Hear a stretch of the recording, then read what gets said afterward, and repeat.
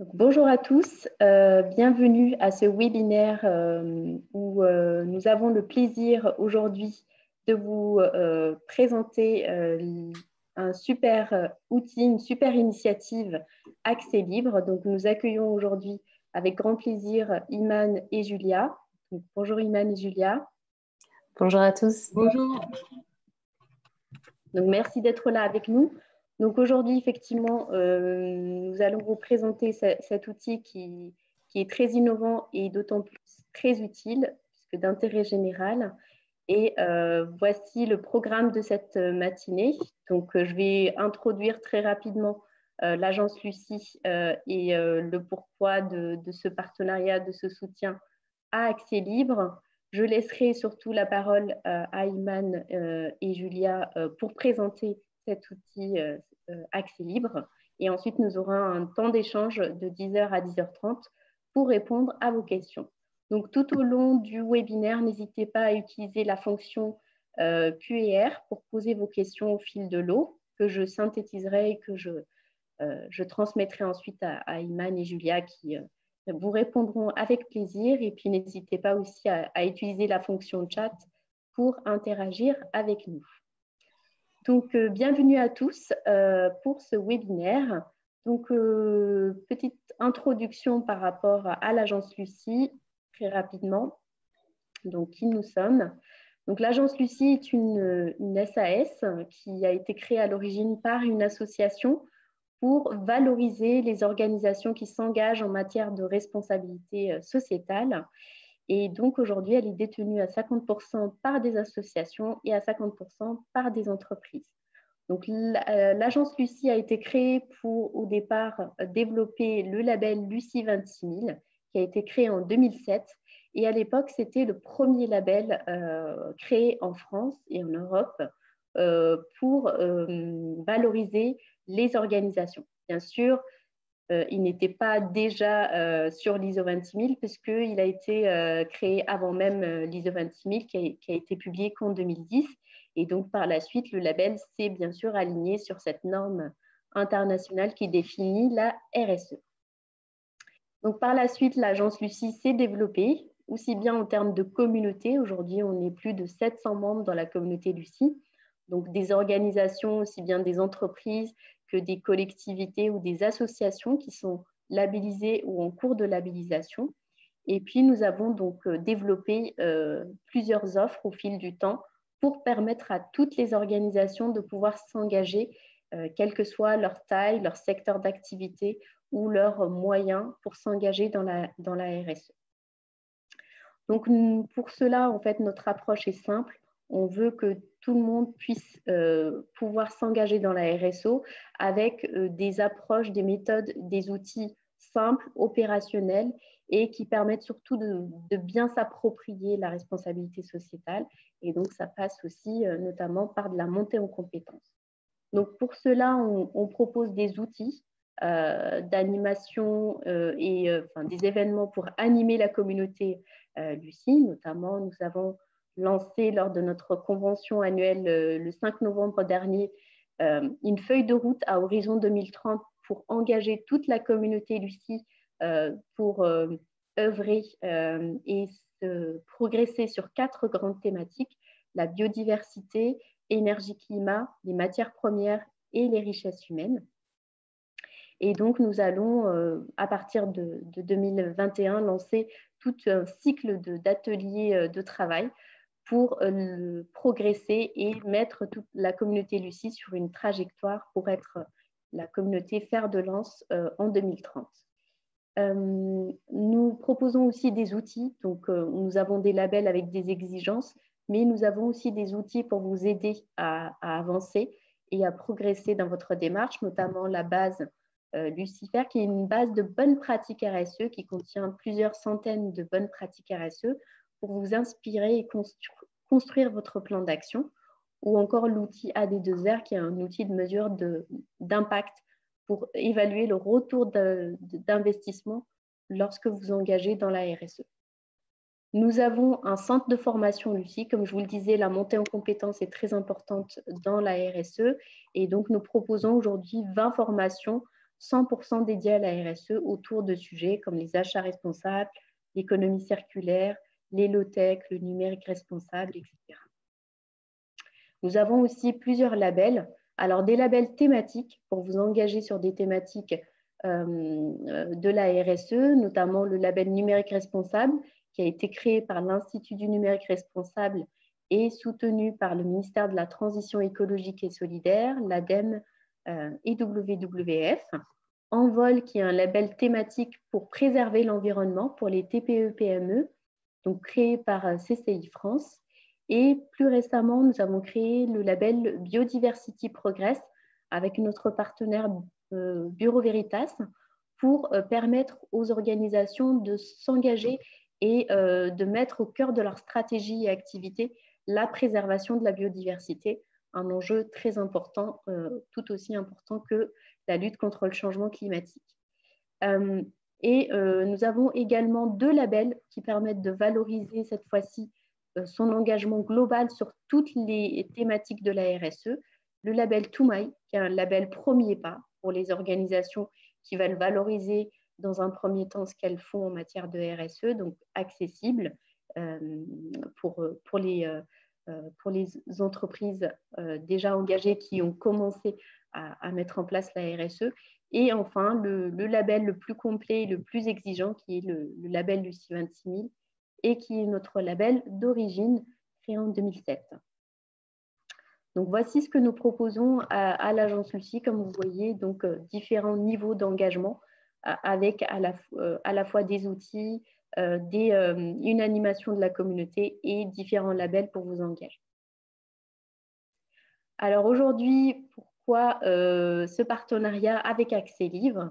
Eh bien, l'objectif d'Accès Libre est innovant sous tout point, puisque déjà, c'est un service public donc, qui a été créé par une start-up d'État, donc, qui est donc aujourd'hui soutenue par la Fabrique du numérique, donc un incubateur d'État supporté par le ministère de la Transition écologique et solidaire et dont l'activité est un service donc public d'intérêt général qui vise à favoriser l'inclusion et notamment à rendre facile la mobilité des personnes en situation de handicap en leur donnant un outil facile qui leur permette justement d'anticiper les obstacles et les difficultés potentielles pour se déplacer. Donc aujourd'hui, pour nous, ça fait tout sens de soutenir cette initiative. Donc quand Iman et Julia nous ont sollicité pour organiser aujourd'hui ce webinaire et puis ce partenariat, eh bien, on leur a dit tout de suite oui, parce que ça correspond totalement, bien sûr, à l'engagement de la communauté Lucie devrait aussi, dans le cadre de leur démarche de responsabilité sociétale, pour l'inclusion et notamment des personnes en situation de handicap. L'inclusion est au cœur des objectifs du développement durable, donc les 17 objectifs du développement durable, donc qui se retrouvent dans plusieurs ODD, notamment le numéro 1, le 4, le 8 et le 10. C'est aussi, bien sûr, au cœur de la responsabilité sociétale, puisque dans l'ISO 26 000, on a 7 questions centrales, et l'une des 7 questions centrales, c'est les droits humains, et bien sûr, la lutte contre les discriminations et favoriser l'inclusion, notamment des personnes en situation de handicap, en fait intégralement partie. Et puis, bien sûr donc, la communauté Lucie en tant qu'acteur engagé en matière de RSE, c'était pour nous tout naturel que de soutenir cette initiative Accès Libre. Donc voilà pour cette introduction et je vais tout de suite laisser la main à Iman qui va nous présenter donc Accès Libre. Merci Célia. Bonjour à tous. Merci Célia d'avoir organisé ce webinaire. Je vais tout de suite présenter Accès Libre, enfin me présenter et laisser Julia aussi se présenter. Ensuite, vous présenter Accès Libre. Je vais d'abord faire une petite manipulation pour partager mon écran.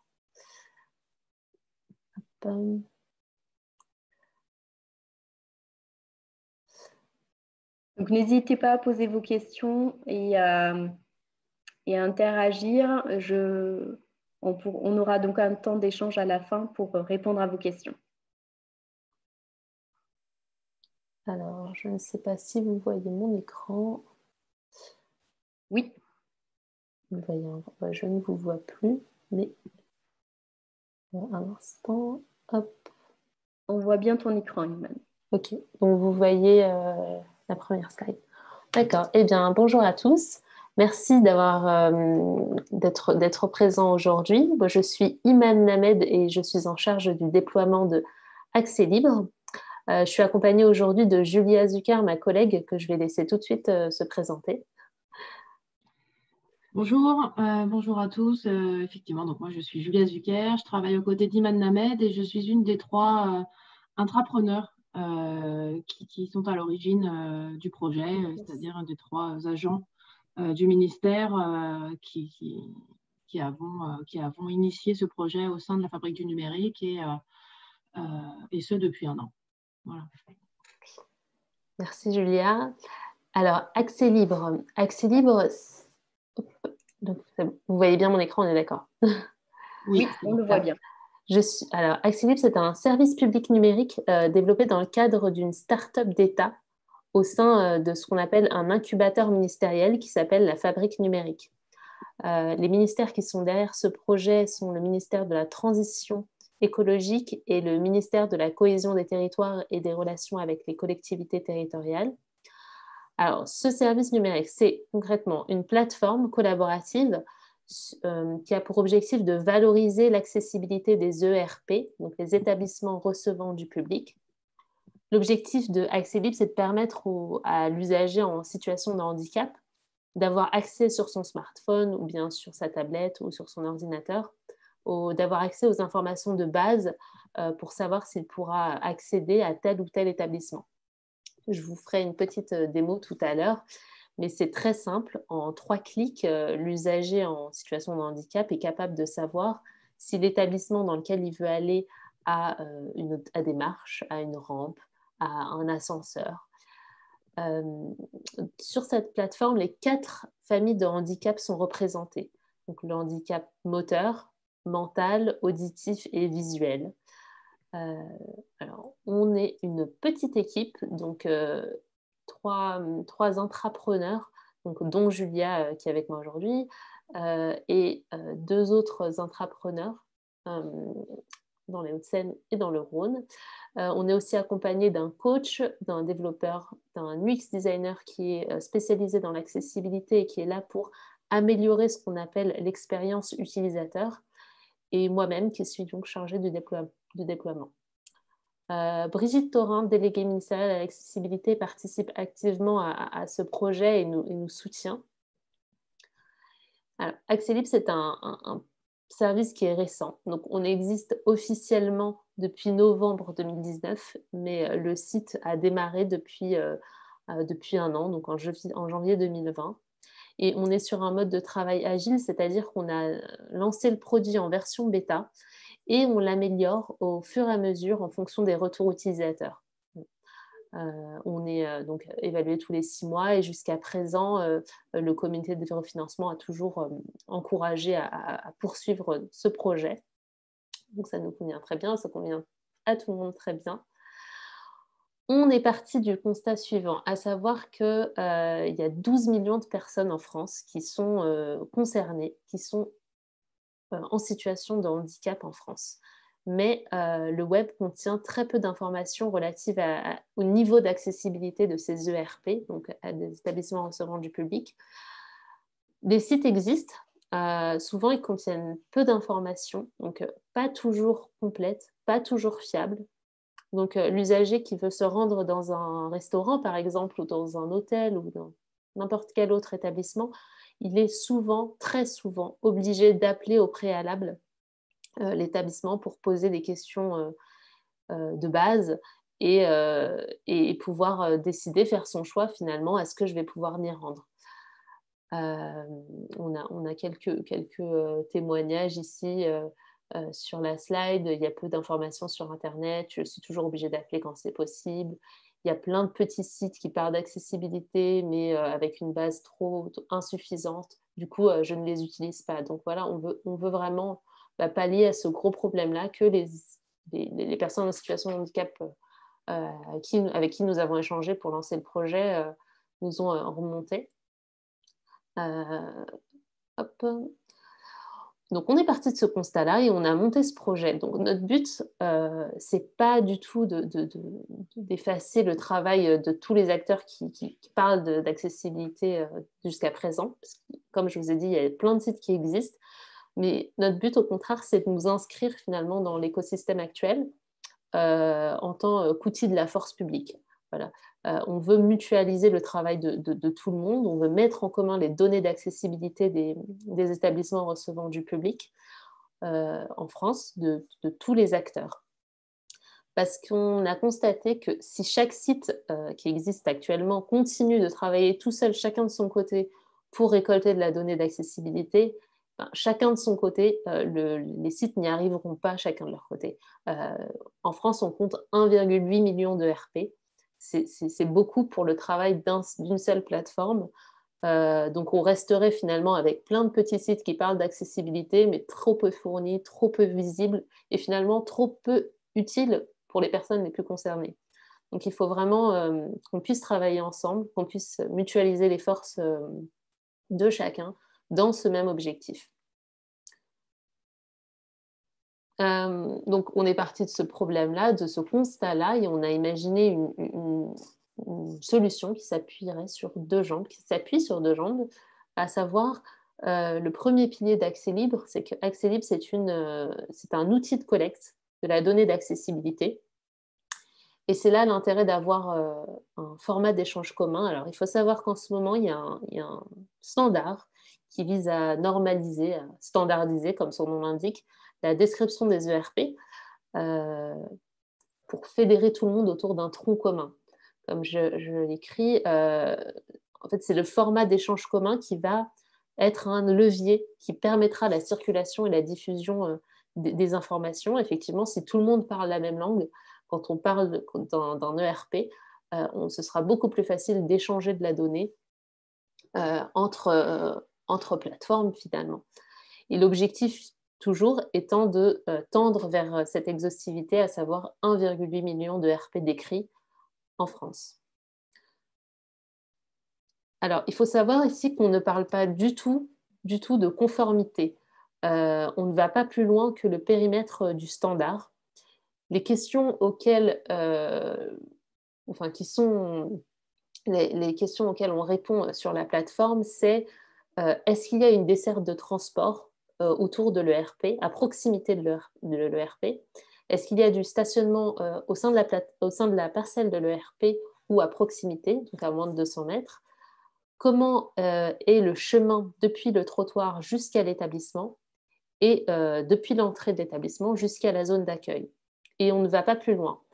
Alors, on a ajouté quand même deux informations complémentaires qu'on a estimées essentielles pour les personnes en situation de handicap. C'est la présence ou non de sanitaires adaptés et la précision sur les labels. Il faut savoir qu'il y a beaucoup d'établissements qui ont des labels du type tourisme et handicap, destination pour tous. Donc, on a ajouté cette information-là, qui ne fait pas partie du standard, mais qu'on a estimé essentielle. Et voilà. Sinon, on ne va pas plus loin que ça, donc de la desserte de transport jusqu'à la zone d'accueil. On a estimé qu'en termes d'information, c'était suffisant.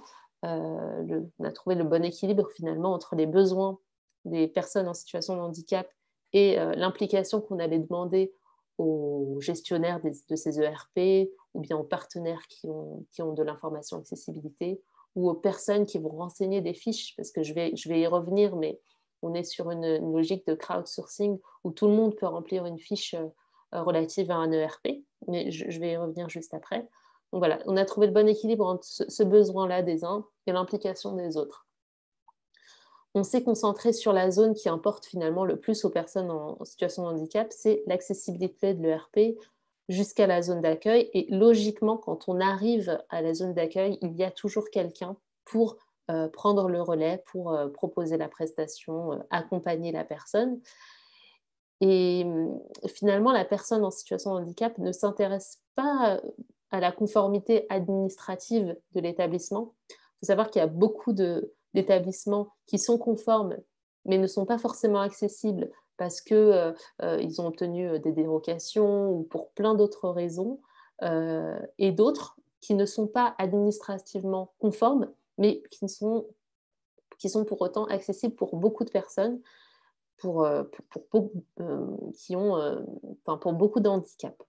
Donc, on veut, Accessible, c'est aussi un moyen pour valoriser l'existant. Enfin, tout n'est pas parfait, mais il y a des choses qui existent et c'est important de les mettre en valeur. Donc,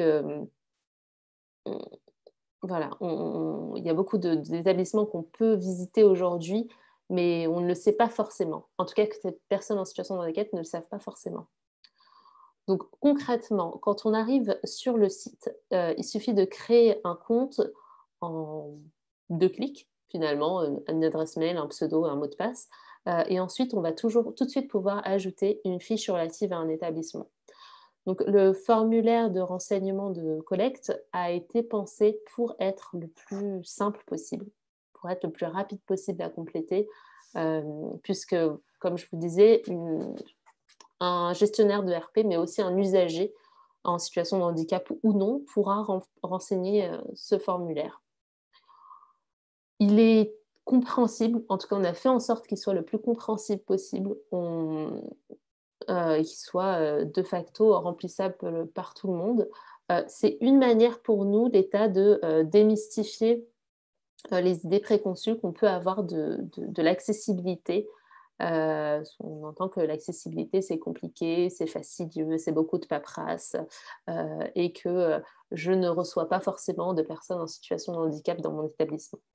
Alors que c'est certainement parce qu'ils ne savent pas que vous êtes accessible, enfin que l'établissement en question est accessible.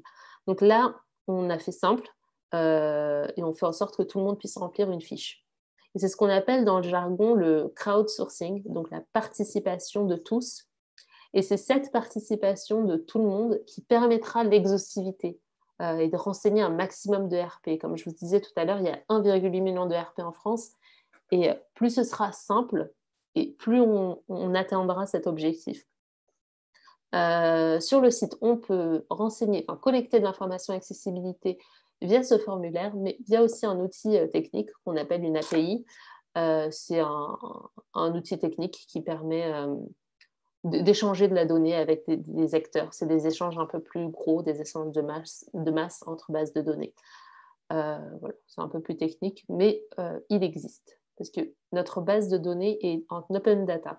Donc, si une plateforme veut récupérer de la donnée sur notre site, j'y reviendrai également, elle le peut via cet outil technique qu'on appelle une API. Donc, comme je vous disais, le formulaire est simple et il est complété en moins de 5 minutes, 6 minutes. Alors, la première fois, ça prend un petit peu plus de temps parce qu'il faut pouvoir le lire, mais au fur et à mesure, c'est vraiment rapide à faire.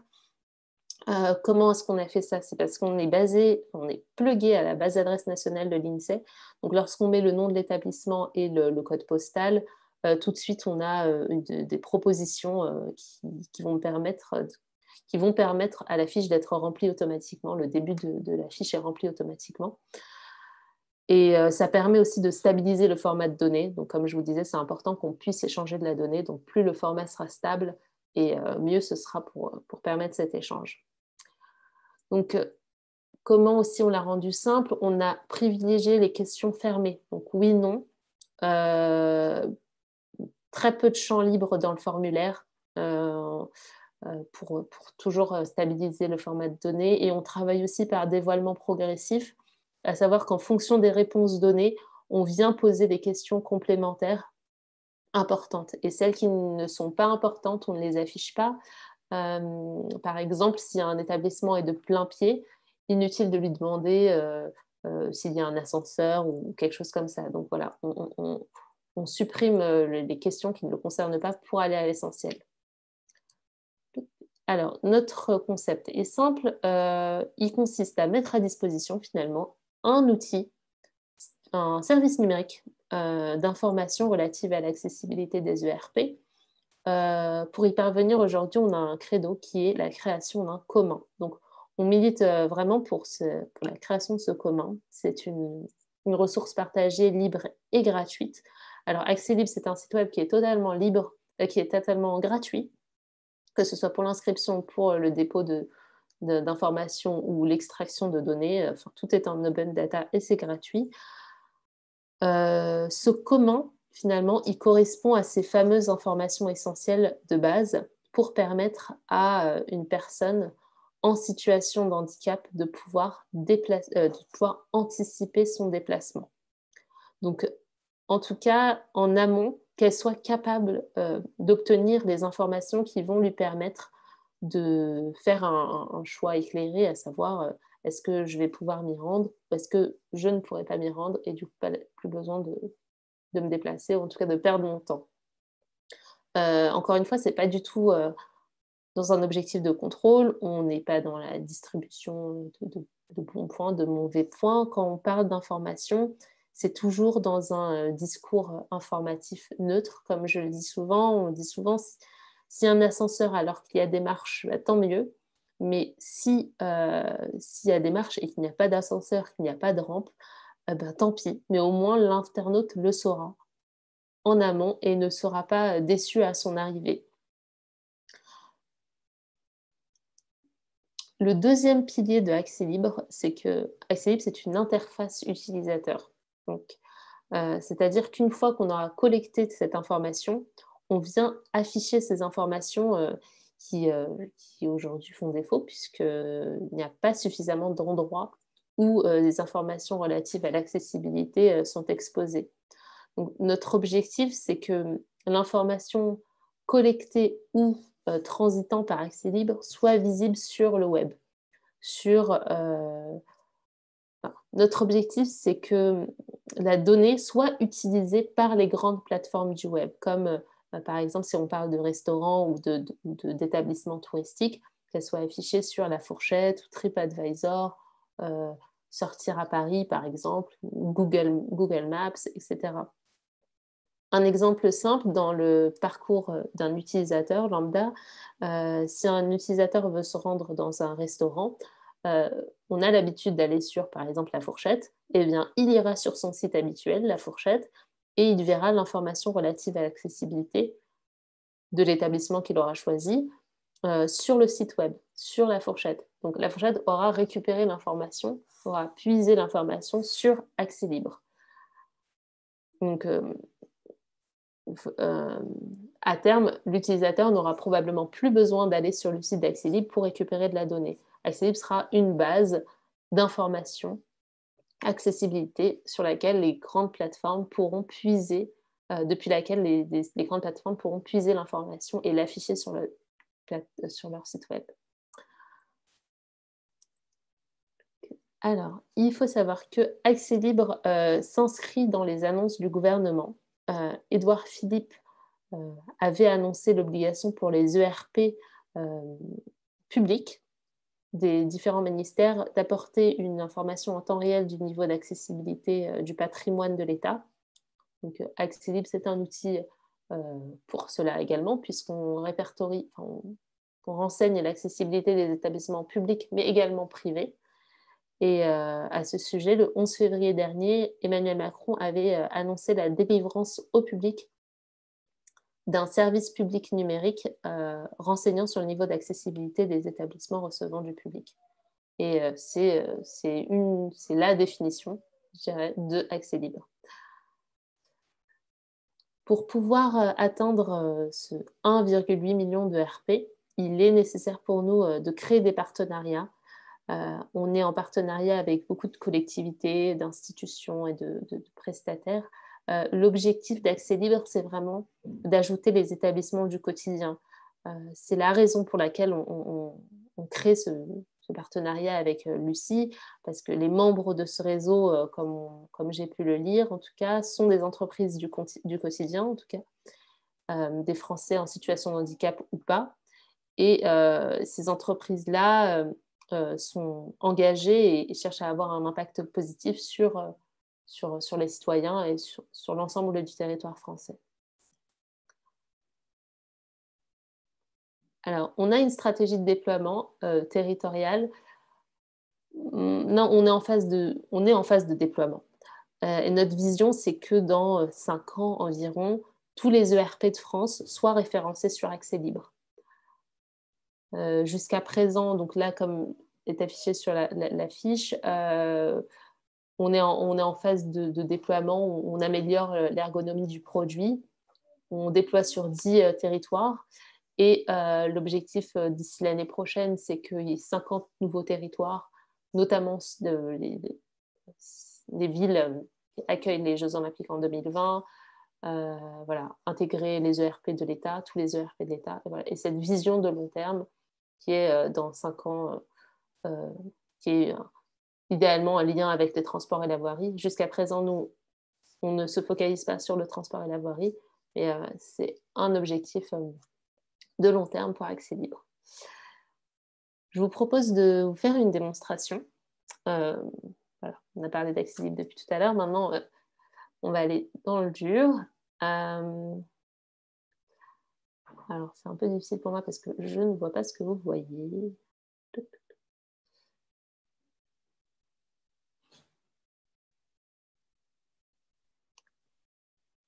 Est-ce que vous m'entendez toujours? Oui. Et là, on voit ton bureau. Ouais, ok, ça marche. Donc, je vais essayer de vous afficher directement. Hop, hop. Okay. Voilà, donc là, on est sur le site d'Accès Libre. C'est bon, on voit bien le site. Ok, alors, donc là, on est sur le site d'Accès Libre. Je suis déjà connectée. Non, je ne suis pas connectée. Donc, pour créer un compte, il suffit d'aller sur cliquer sur le bouton en haut à droite, donc créer un compte. Ça prend vraiment très peu de temps. Bon, je vais créer un compte pour vous montrer, mais j'en ai déjà un, mais voilà, pour montrer que c'est très, très facile. Donc, on va mettre Accès Libre pour Lucie. Hop. Donc, je m'appelle Iman. Disons que mon nom, c'est Lucie. Je suis en relation avec, avec le développeur, donc il supprimera ce compte fictif. Ah, par contre, il va falloir que je mette mon adresse mail et que je le fasse valider. Bon, vous savez comment créer un compte, je vais pas aller plus loin. Je vais m'identifier directement. Hop, voilà. Donc, pour se connecter, il suffit d'aller sur Identifiez-vous. Hop, voilà. Et voilà. Ensuite, je retourne sur la zone d'accueil, sur la base d'accueil. Donc, le site est divisé en deux. Donc là, on a... Ah oui, il faut savoir que toute la première page sera refaite. Alors, du coup, le visuel va changer, mais grosso modo, les mêmes fonctionnalités restent. Donc, sur la gauche, on peut rechercher un restaurant, par exemple, ou une salle, ou...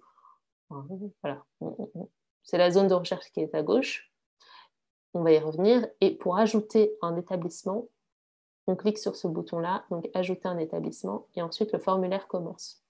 Donc, supposons que je veuille remplir une fiche relative à, je dis n'importe quoi, hein, un Franprix de ma commune, donc disons dans l'Ain. Donc, je mets rechercher un établissement, et bon, il n'y a pas de Franprix dans l'Ain. Je vais mettre Paris, voilà, hop. Donc, ça va me proposer les différents Franprix qu'il y a sur Paris. Donc là, je n'ai pas précisé l'établissement que je recherchais exactement, mais on a déjà fait la démonstration avec l'établissement Lucie et on l'a retrouvé précisément. Donc là, je vais choisir le premier.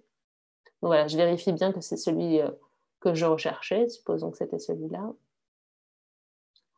Voilà. Et ensuite, la première partie du formulaire est déjà pré-remplie, donc l'adresse et le numéro de SIRET. Donc, 2 informations sont obligatoires, à savoir l'activité. Ici, en l'occurrence, c'est un supermarché. Et le fait que c'est un établissement qui reçoit du public, puisque sur Accès Libre, seuls les établissements recevant du public sont référencés. Et ensuite, je peux poursuivre. Alors, ensuite, ici, il faut localiser précisément l'établissement, donc en l'occurrence, l'entrée accessible. Donc, voilà, c'est fictif, mais je peux zoomer et vérifier où est l'entrée accessible de l'établissement. Et on passe à la partie suivante. Donc, est-ce que pour venir dans cet établissement, l'établissement est desservi par les transports en commun? Donc, je peux mettre oui et ajouter par exemple le nom de la station du métro, le nom de la station de bus. Non, si ce n'est pas le cas, ou inconnu. On a toujours l'objectif sur Accès Libre d'avoir de l'information fiable. Donc, mieux vaut indiquer qu'on ne sait pas plutôt que de mettre une mauvaise information. Donc, je vais mettre que je ne sais pas. Encore une fois, la fiche sera supprimée puisque c'est une démonstration fictive. Hop. Est-ce qu'il y a du stationnement à proximité de l'ERP, donc à moins de 200 mètres? Oui. Et du coup, est-ce qu'il y a des places qui sont adaptées? Oui ou non, ou inconnu. Ensuite, on passe à l'étape suivante. Ensuite, là, on parle du cheminement extérieur. Donc, est-ce que l'accès à l'entrée depuis la voirie se fait-il par un cheminement extérieur? Donc, soit je ne sais pas, soit j'indique non, soit j'indique oui. Et c'est dans le cas où on indique oui qu'il y a un dévoilement qui s'affiche, donc d'autres des questions supplémentaires. À savoir, donc là, on est toujours sur le cheminement extérieur. Le revêtement du cheminement extérieur est-il meuble ou accidenté? Donc, oui, non ou inconnu. Le cheminement est-il de plein pied, c'est-à-dire sans marche ni ressaut supérieur à 2 cm? Donc, on indique oui, non. Si c'est non, il y a des questions supplémentaires qui s'affichent.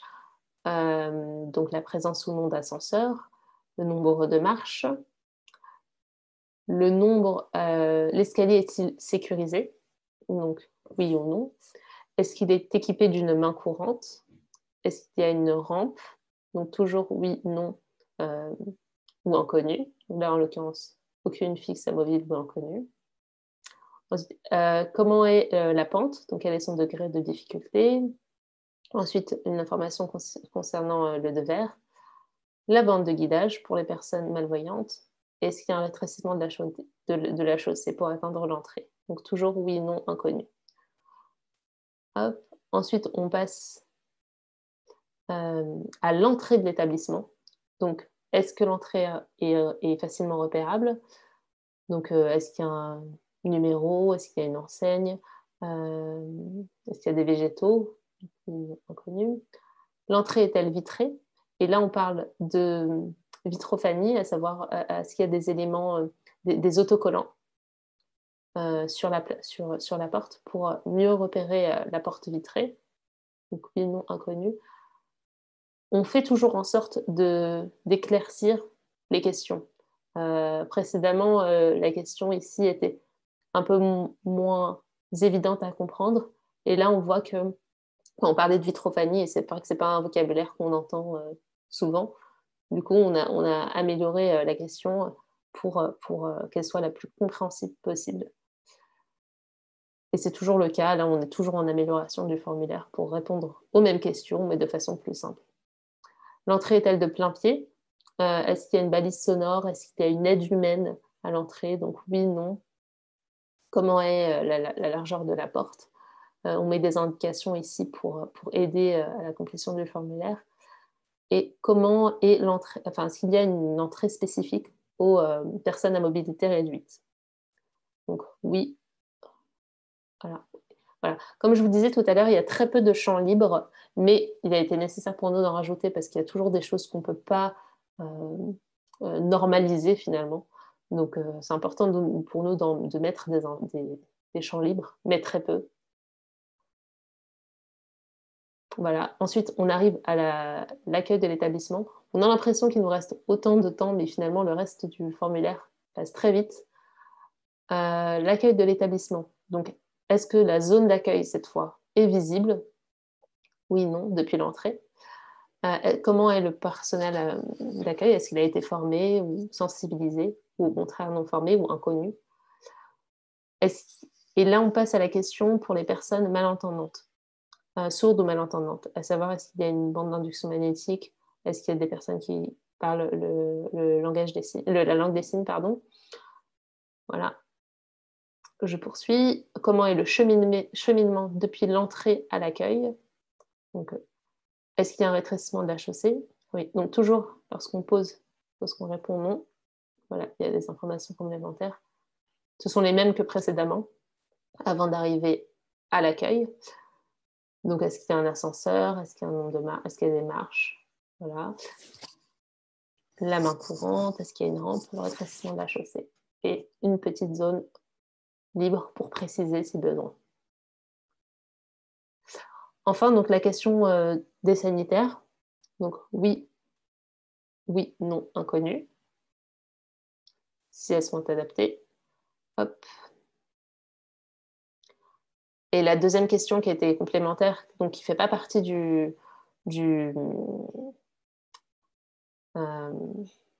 pardon, j'en perds mes mots. Qui ne fait pas partie du standard, voilà. Voilà, donc c'était la question sur les sanitaires et la question sur les labels. Donc, on peut préciser. Voilà. Donc, voilà, il y a différents labels qui existent. Et enfin, donc, la famille de handicap qui est couverte par ces labels, on peut la préciser. Donc là, je vais mettre une information positive. Et enfin, un espace commentaire. Alors ça, ce n'est pas une partie commentaire pour commenter son impression, par exemple. Ce n'est pas comme sur les avis, par exemple, Google, etc. Non, ici, on précise uniquement des choses sur l'accessibilité du bâtiment. Des choses qu'on n'aurait pas pu renseigner via le formulaire, mais qui sont importantes pour les autres personnes en situation de handicap. Ce ne sont pas des avis qui s'accumulent comme sur les sites comme Google, etc. Donc voilà, c'est vraiment un discours neutre pour préciser l'accessibilité du bâtiment. Et enfin, le dernier champ, donc on précise ici si je fréquente l'établissement, si je le gère ou si je suis administration publique. Et ensuite, on peut tout de suite passer à la publication de la fiche. Donc bon, je vais pas cliquer sur le bouton, mais grosso modo, lorsqu'on arrive sur la... Moi aussi, je vais cliquer et ensuite on la supprimera pour vous montrer comment est la fiche. Donc voilà, donc là, ma fiche est publiée et lorsqu'on clique sur la fiche, on va retrouver toutes les informations que l'on a renseignées. Donc à savoir la localisation de l'établissement, donc via la carte. Donc ça, c'est vraiment ce que l'utilisateur verra sur le site lorsqu'il cherchera l'accessibilité du Franprix rue Axo. Donc, le renseignement concernant le stationnement, donc j'avais mis oui. Comment est le cheminement extérieur? Donc là, j'ai toutes les réponses aux questions auxquelles on a répondu. Les informations sur l'entrée, les informations sur l'accueil. Donc, j'avais mis qu'il y avait quelqu'un qui parlait la langue des signes. Voilà, un service de communication à distance, ce sont des tablettes qui permettent de communiquer avec les personnes qui ont des problèmes de communication, justement. Des informations sur le sanitaire et les labels. Et donc, toujours dans le but de fiabiliser l'information et de toujours la rendre la plus fiable possible, toutes les personnes qui fréquenteront cet établissement pourront voter via un pouce vers le haut ou un pouce vers le bas pour dire si les informations sont toujours fiables. Il y a beaucoup d'établissements qui peuvent changer leur structure, leur zone d'accueil, leur entrée. Donc, il est important pour nous que l'information doit toujours être à jour. Donc, les personnes pourront voter ici. Si jamais je constate qu'en fait, il n'y a pas de stationnement alors que j'avais mis oui, eh bien, je pourrais signaler un problème pour informer Accès Libre ou informer le gestionnaire qu'il y a eu un changement sur la fiche et renseigner la bonne information. Eh bien, voilà, grosso modo, donc, ce qu'on retrouve sur Accès Libre. Et je vous invite... Alors, je vais d'abord remettre l'écran pour que je puisse vous voir. Grosso modo, je vous invite tous à créer un compte pour voir comment ça se passe. Et nous, notre objectif, du coup, avec Accès Libre, c'est que, comme je vous disais, le réseau Lucie compte des membres qui ont des ERP du quotidien de chacun des Français, handicapés ou non. Et donc, il nous a paru essentiel de travailler avec Lucie pour toujours dans l'objectif d'améliorer finalement la vie de tous nos citoyens, dont les personnes en situation de handicap. Merci beaucoup, Iman, pour cette présentation. Donc, effectivement, on invite toute la communauté Lucie à contribuer à enrichir Accès Libre parce que du coup, c'est vraiment hyper utile et un vrai service d'intérêt général donc pour les personnes en situation de handicap pour vraiment faciliter leur mobilité. Alors, on a eu des questions tout au long du webinaire et Julia a été hyper efficace et très proactive, donc elle a répondu au fur et à mesure. Donc, merci Julia. Il en manque une. Moi, j'aurais peut-être... Ah, il en manque une. Alors. Il en manque une où je me suis un petit peu trompée dans le bouton. Et en fait, j'étais en train de la relire pour essayer d'y répondre et je ne suis pas certaine d'avoir bien compris. C'était la question de Diane Hervé qui disait, voilà, le web n'étant lui-même pas très accessible, pourquoi ne pas intégrer sur la même idée les sites internet accessibles? Alors, du coup, est-ce que je réponds tout de suite, Alia, ou est-ce que le faire après? Oui. Ouais. Du coup, si je comprends bien... Voilà, c'est le temps d'échange, justement. Ok. Si je comprends bien, en tout cas, voilà, je vais donner une réponse en fonction de l'interprétation que j'en ai faite de la question. Nous travaillons à créer des partenariats, comme l'a dit Iman, à fédérer l'ensemble des acteurs. Et donc, les sites Internet qui font déjà ce type de recensement, l'objectif, c'est de se retrouver tous ensemble sur cette notion de commun et donc de mutualiser les efforts des uns des autres et de se rassembler sur ce commun-là. Sachant que le commun ne veut pas dire anonymisation et que les travaux, les fiches réalisées par les uns et par les autres seront estampillées comme telles. Mais je ne suis pas certaine que ce soit ça la question, la réponse attendue. Alors peut-être que la personne, si elle est encore avec nous, peut préciser sa question. On répondra avec plaisir. Alors n'hésitez pas à poser vos questions si vous en avez encore. On est encore là pour y répondre. Peut-être qu'en attendant, moi j'aurais quelques petites questions. Aujourd'hui, Iman, Julia, vous avez combien sur les 1,2 million de RP en France, vous en avez combien qui sont recensés actuellement sur Accès Libre? Alors, il y a une page de statistiques. Donc, vraiment, comme je vous disais, la plateforme est totalement ouverte. Donc, je vais voir avec vous en live. Il faut savoir que la base est assez faible. On est en plein déploiement. Et donc, je vais vous dire ça tout de suite. 3200 et quelques. 3295, exactement. Ouais. 3295. Voilà, donc la base peut paraître faible, mais justement, et elle l'est, mais on est en pleine phase de déploiement et on ne va pas pouvoir taper à la porte de chacun des ERP privés les uns après les autres. On a vraiment besoin de mutualiser tout le travail qui a été fait jusqu'à présent avec tous les acteurs et aussi faire des partenariats pour augmenter cette base-là. Oui, tout à fait. Et du coup, ça montre qu'effectivement, il faut la mobilisation de tous pour faire de cette base vraiment un outil utile pour les personnes en situation de handicap. En termes de partenariat, vous envisagez par la suite notamment par exemple, de vous associer avec des sites comme TripAdvisor pour faciliter l'accessibilité des restaurants notamment? Absolument. Le but, c'est que les grandes plateformes du web puissent afficher de l'information accessibilité sur leur site et qu'elles puissent avoir comme référence Accès Libre pour puiser l'information sur ce site web. Des partenariats comme TripAdvisor, Google Maps. Il y a toujours des encarts accessibilité qui existent pour pas mal de sites, mais qui sont vides. Et là, justement, on veut combler ce vide finalement de toutes ces plateformes-là. Super. Et est-ce que, par exemple, les membres de la communauté Lucile ne sont pas tous des ERP? Est-ce qu'il y a intérêt pour des entreprises ou des associations de se référencer sur accès libre, même si elles ne sont pas ERP? Je pense par exemple, notamment, ça peut être utile pour recevoir des clients ponctuellement, des fournisseurs ou de futurs salariés candidats lors des recrutements.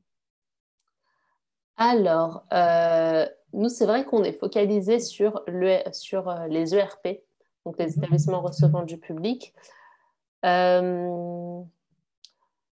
On ne s'est pas focalisé sur les établissements qui ne reçoivent pas du public parce qu'il a fallu pour nous nous restreindre. Alors, comment je pourrais introduire ça? Mais c'est vrai qu'il y a un travail de pédagogie à faire auprès de tous les établissements, qu'ils soient recevant du public ou non. Nous, c'est vrai qu'on a fait le choix de nous focaliser sur les établissements recevant du public parce que c'est ceux qui sont le plus dans notre quotidien finalement. C'est vrai qu'on a plus tendance à aller dans un supermarché que d'aller postuler à des entreprises, par exemple. Est-ce que je peux… Oui, je t'en prie, vas-y, Oui. Julia. Et là, pour le coup, c'est plus la casquette de la chargée de mission à la délégation ministérielle à l'accessibilité. En fait, le lien, on va le faire au niveau plus réglementaire. Chez Accès Libre, on se focalise sur les établissements recevant du public parce que c'est une information qui se destine au public, à un certain public, qu'on soit en situation de handicap ou qu'on soit un proche d'une personne ayant un handicap. En revanche, sur les établissements, ce qu'on appelle les BUP, les bâtiments à usage professionnel dans le jargon réglementaire, ceux qui ne reçoivent pas du public, mais qui sont concernés par ces thématiques-là parce qu'elles emploient des salariés ou des travailleurs en situation de handicap. Là, il y a un gros travail qui est en train d'être fait justement pour clarifier, finir le travail qui avait été initié il y a quelques années sur les attendus réglementaires en matière d'accessibilité constructive pour ces bâtiments-là, afin d'avoir enfin une cohérence totale et globale sur l'ensemble du bâtiment français, c'est-à-dire qu'on soit logement, qu'on soit ERP ou qu'on soit local de travail. Voilà, sachant qu'il y a des ERP qui mélangent local de travail et ERP. Ne serait-ce qu'une boutique, l'ERP, ça va être une zone ERP. L'arrière-boutique, là où on a le stockage, etc., c'est catégorisé local de travail. Bon, là, du coup, on aura une harmonisation des pratiques et des attendus réglementaires qui est en train d'être travaillée. Ok, très bien. Donc, entre-temps, il y a des questions qui sont arrivées. Alors, dans le cadre de la feuille de route, quels sont les futurs territoires ciblés? J'étais en train d'écrire, je n'ai pas eu le temps de finir ma phrase, donc j'annule ma réponse écrite. Les territoires qu'on continue à cibler, ce sont les territoires qui sont labellisés Destination pour tous, les territoires qui se manifestent auprès de nous dans la suite de webinaires ou de présentations que l'on peut faire et qui se montrent motivés. Et on a également d'autres territoires que l'on connaît comme dynamiques sur les thématiques du handicap et de l'accès. Donc ceux-là, on va les chercher. Et également, on compte aussi sur un effet boule de neige, c'est-à-dire il y a tel territoire qui va se lancer, il fait peut-être partie d'une agglo, il est probable qu'il y ait une dynamique qui se crée à partir de son initiative au niveau de l'agglo. Donc, on compte aussi sur un effet tache d'huile pour essayer comme ça de se déployer progressivement, sachant que ce sont des temporalités qui sont longues aussi. Donc, ces 6 derniers mois, on a beaucoup travaillé à prendre contact avec des territoires, des collectivités. Il faut savoir s'adapter aussi à leur rythme, ce qui peut expliquer aussi pourquoi ça prend finalement pas mal de temps, qu'il y a un décalage entre toutes nos actions et leur concrétisation. Il faut prendre en compte aussi cette temporalité-là. Voilà. Très bien. Autre question, est-ce qu'il y a une application smartphone qui est prévue? à long terme? Non, Vas-y, enfin, si tu peux. Non, jusqu'à présent, on ne s'est pas focalisé sur les applications smartphone. En revanche, le site est totalement responsive, c'est-à-dire qu'il s'adapte parfaitement au format smartphone, tablette. Donc, et on peut tout à fait ajouter un accès rapide sur sa page d'accueil de son smartphone pour accéder rapidement à la plateforme. Mais non, pas d'application à télécharger sur les stores. D'accord, très bien. Il y a une question de l'Office de tourisme de la métropole de Lyon. Donc, ils font partie du réseau d'information touristique sur 25 départements avec plusieurs milliers d'ERP. Est-ce qu'il y a une interface prévue? On y travaille. On y travaille en fait. Effectivement, on a identifié avec les acteurs du tourisme qu'on a rencontrés dans le cadre justement de ces territoires appelés Destination pour tous, hein, qui est un label touristique.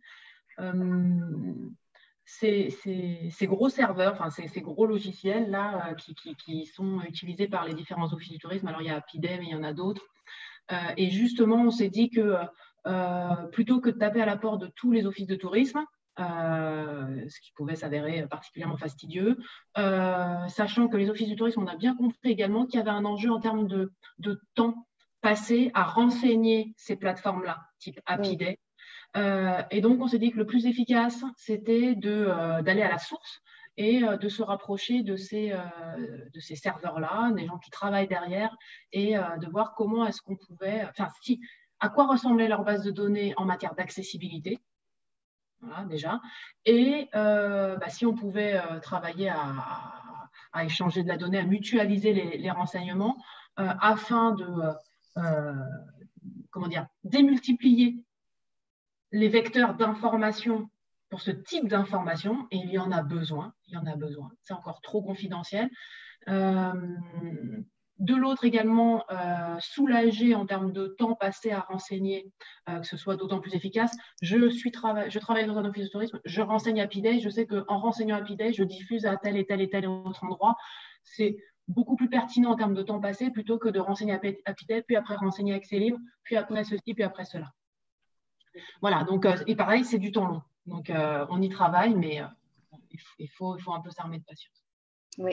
Mais s'ils peuvent travailler en interne et questionner Apiday, ça nous facilite la tâche aussi. Hein. Si les besoins remontent des deux côtés au niveau d'Apiday, on pourra peut-être accélérer le mouvement.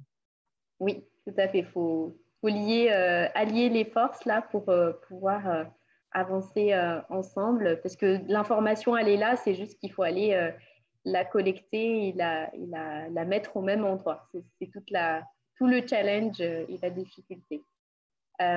Autre question, les organismes de formation peuvent-ils se référencer? Est-ce intéressant de le faire? Absolument, oui. Et autant que tous les autres ERP.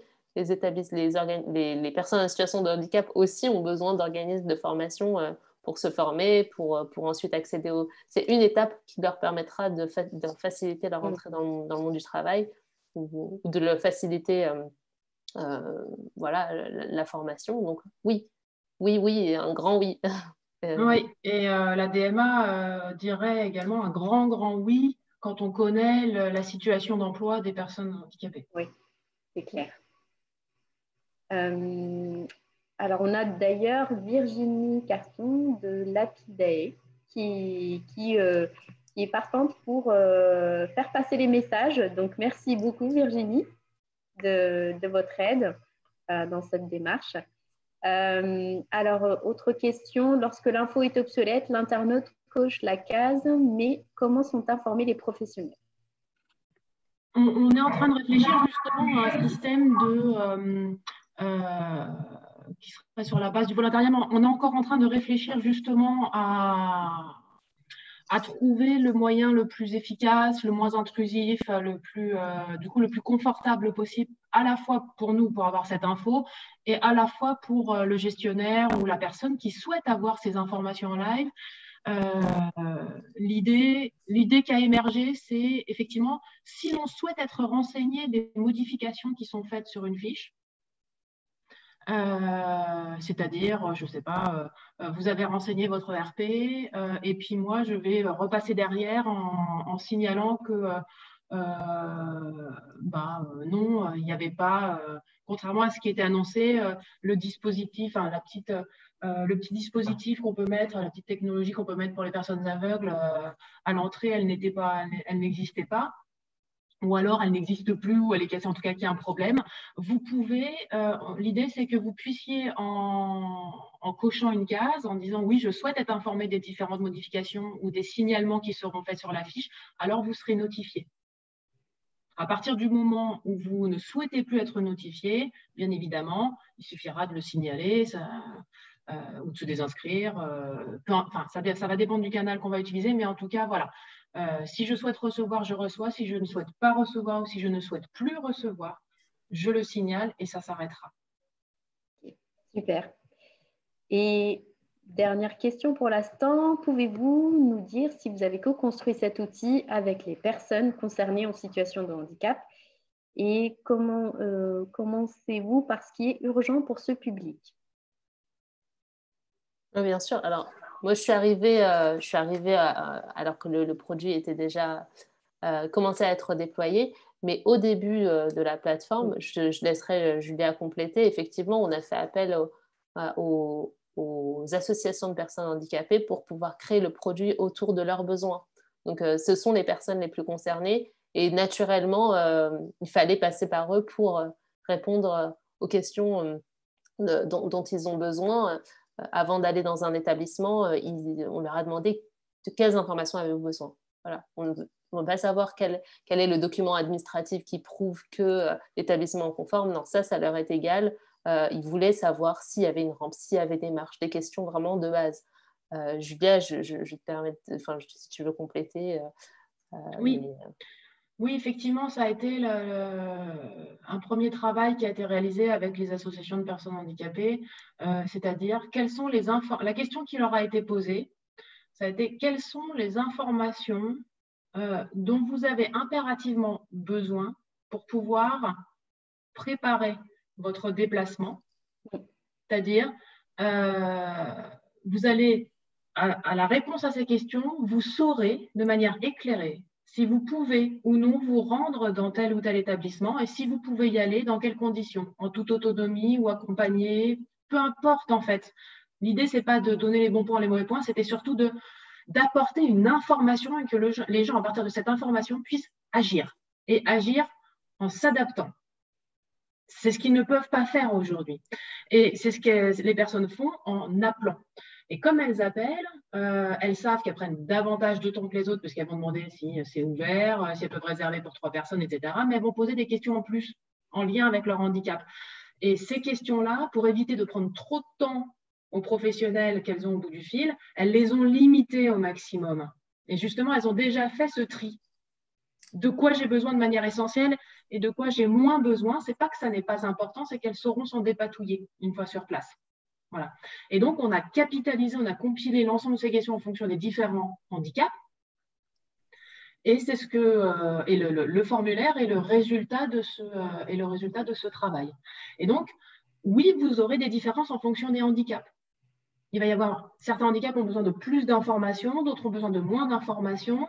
Certaines informations vont être utiles pour l'ensemble des familles de handicap. Si je dois vous donner une question qui a été plébiscitée par l'ensemble des familles de handicap, c'est la question de la présence de personnel et d'un personnel formé ou sensibilisé. C'est l'unique information qui est demandée pour le handicap mental. C'est-à-dire que quand des associations s'occupant de personnes ayant ce type de handicap, elles prennent leur téléphone pour appeler, elles posent cette question-là. Est-ce qu'il y a du personnel à l'accueil et est-ce que ce personnel est formé? Le reste, elles s'en fichent. Ça, c'est primordial. S'il y a du personnel, très bien. S'il n'y a pas de personnel, elles s'en arrangent d'une certaine manière. S'il est formé, ça sera différent et ça se passe beaucoup mieux. Si elles ne sont pas formées, elles savent qu'il va y avoir des actions à faire pour que la visite se passe bien. Sauf que c'est une seule info pour le handicap mental. Tout le reste, c'est pas qu'elle s'en fiche, mais bon, c'est mineur pour ce handicap-là. Pour elle, c'est fondamental. En revanche, toutes les autres assos ont applaudi des demandes en disant « Ah, ça, c'est certain ». Okay. Nous aussi, c'est important. Voilà. Donc, Super. il y a un décalage en termes de quantité, mais ça ne vient pas, faut pas le mettre en corrélation avec une question de qualité de la réponse ou de l'information. Ouais, c'est vraiment ça qui est super intéressant, c'est qu'on est parti vraiment du besoin des personnes en situation de handicap et on a utilisé en fait leur vécu, leur expérience en fait pour pouvoir construire cet outil et pour qu'ils répondent vraiment à leurs attentes. En tout cas, bravo pour cette initiative. On soutient vraiment avec force chez Lucie. Donc, on vous invite tous à y contribuer pour enrichir cette base. On n'a plus d'autres questions pour le moment. Donc, merci à tous d'avoir participé. Merci Julia, merci Iman de nous avoir présenté cette belle initiative. Et j'espère que ça va donner une impulsion pour pouvoir vous aider dans ce projet. Et on vous souhaite le meilleur par la suite. Merci beaucoup. Et Merci. pour toutes les personnes qui ont d'autres questions ou qui veulent davantage d'informations, vous n'hésitez pas à partager nos mails. N'hésitez pas à nous contacter et on se fera un plaisir de revenir vers vous. Donc, merci à tous, très belle journée et à bientôt. À bientôt, merci. Merci, au revoir.